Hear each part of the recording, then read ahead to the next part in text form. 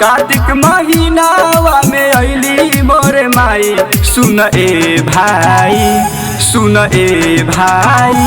इनकर नाम छठी माई। सुन ए भाई इनकर नाम छठी माई।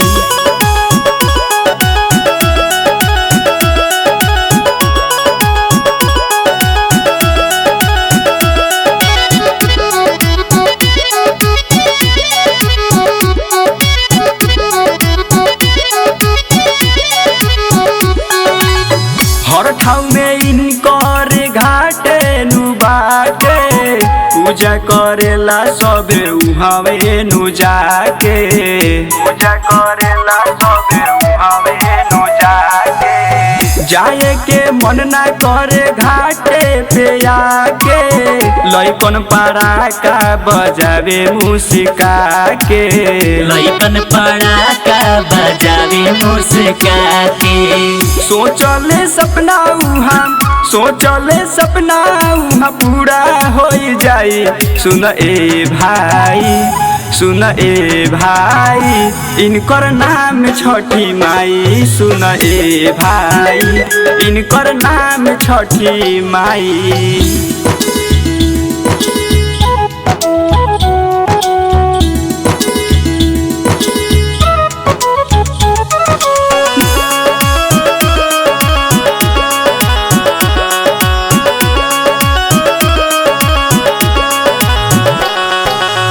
एगो घाटे बास बैठवा के बीचे।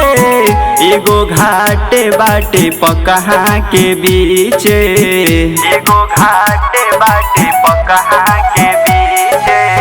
बड़ी ही सुंदर माई के घाटे सजेला। पूजा करेला सभे लोग तरसेला। पूजा करेला सब लोग तरसेला। बिना मंगले माई से सारा मिल जाए। सुन ए भाई इनकर नाम छठी माई। सुन ए भाई इनकर नाम छठी माई।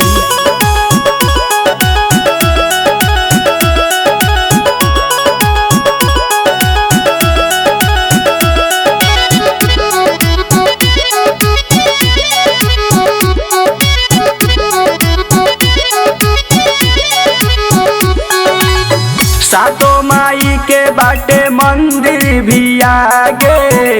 बगले में राम जानकी मंदिर विराजे। बगले में राम जानकी मंदिर विराजे। छठी माई के आगे माथा झुका के। करिह दर्शन तू कोसी भरा के। करिह दर्शन तू कोसी भरा के। बारी बेलवानी माई आसन लगाई। सुन ए भाई इनकर नाम छठी माई। सुन ए भाई इनकर नाम छठी माई।